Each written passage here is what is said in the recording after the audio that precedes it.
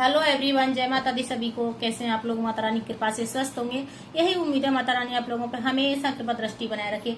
आइए जानते हैं धनतेरस और लक्ष्मी पूजन और गोवर्धन पूजा और भाई दूज कब मनाया जाएगा। बहुत बड़ा कंफ्यूजन हो रहा है आपकी बार त्योहारों में। वैसे हर बार का ही टॉपिक बन गया है, तो बहुत बड़ा कंफ्यूजन है कि धनतेरस बहुत लोग 18 को मना रहे हैं, बहुत लोग 19 को भी मना रहे हैं। ऐसे ही दिवाली का भी हो रखा है। बड़ी जो लक्ष्मी पूजन का है 20 तारीख को भी मनाई जाएगी और 21 को भी मनाई जाएगी। ऐसे गोवर्धन का हो रहा है, 21 को मनाया जाएगा, 22 को मनाया जाएगा। तो ये कंफ्यूजन मिटाना है इसका। तो सबसे में धनतेरस पे आते हैं। धनतेरस के दिन यम का दीपक जलाया जाता है। स्टार्ट प्रारंभ यम का दीपक धनतेरस से ही हो जाता है। बहुत लोग नरक चतुर्थी से करते हैं, जो छोटी दिवाली होती है उस दिन से भी की जाती है। बहुत जगहों पे रूप चौदस भी बोली जाती है। जो नरक चतुर्थी होती है, छोटी दिवाली होती है, उसको रूप चौदस भी बोला जाता है। उस दिन 14 दिए जलाए जाते हैं और धनतेरस के दिन 13 दीपक जलाए जाते हैं। तो सबसे मेन चीज होता है कि हमें धनतेरस के दिन शनिवार की पड़ रही है। हर जगह उदय तिथि को नहीं देखा जाता है।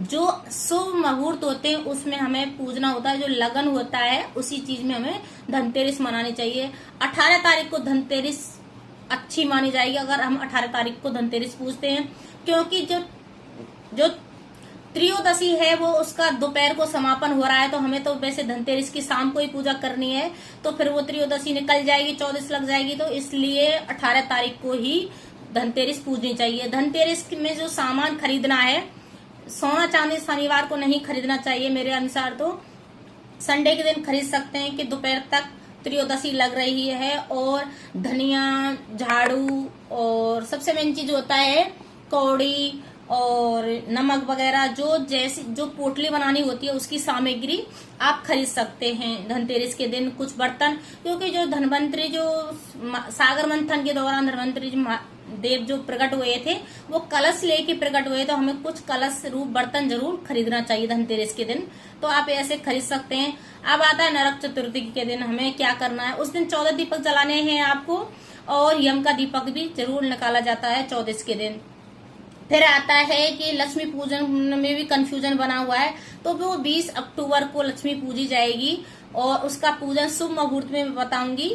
तो उसका 20 अक्टूबर को पूजी जाएगी। और क्योंकि अमावस्या जो मिल रही है वो 20 अक्टूबर को ही मिल रही है, और जो अमावस्या मिलती है वो उसमें ही लक्ष्मी पूजी जाती है। बहुत मंत्रों की सिद्धि होती है, और मंत्रों का जो बहुत लोग जो सिंह लगन होता है वो रात को 1:38 से प्रारंभ हो रहा है और 3-3:30 बजे तक है इसका। तो उसमें भी बहुत लोग मंत्रों की सिद्धि करते हैं, जप तप करते हैं माता को मनाने के लिए सिंह लगन में। तो वो भी कर सकते हैं मतलब 20 अक्टूबर को। अब आता है कि हमें गोवर्धन पूजा, और हाँ, इसका जो शुभ मुहूर्त है लक्ष्मी पूजन का वो मैं आपको बता देती हूँ। 20 अक्टूबर को लक्ष्मी पूजने का शुभ मुहूर्त शाम को 7:08 से प्रारंभ हो रहा है लक्ष्मी पूजने का शुभ मुहूर्त प्रदोष काल में, और 8:18 के बीच तक रहेगा जो लक्ष्मी पूजन का जो शुभ मुहूर्त है। और सबसे मेन चीज होता है, और धनतेरस का भी शुभ मुहूर्त आपको मैं बता देती हूँ। जो प्रदोष काल में 7:16 से प्रारंभ होगा और 8:20 तक रहेगा। तो इसमें आप धनतेरस पूज सकते हैं। और गोवर्धन पूजने का भी शुभ मुहूर्त, गोवर्धन कब पूजा जाएगा? गोवर्धन 22 अक्टूबर को मनाया जाएगा। 21 तारीख को खाली रहेगा, उस दिन एक दिन छोड़ा जाएगा। और उस दिन आपको जब गोवर्धन पूजा करनी है, शाम को 6:20 से प्रारंभ हो रहा है और 8:38 तक इसका समापन होगा। तो इस बीच में शुभ मुहूर्त है, बहुत अच्छा मुहूर्त है। इसमें गोवर्धन पूजा आप कर सकते हैं। और जैसे दोपहर को भी जैसे 3:13 से प्रारंभ हो रहा है और शाम के 5:49 तक पूज भी सकते हैं। दोपहर के भी पूज सकते हैं, 3 बजे से प्रारंभ हो रहा है। और फिर शाम को जो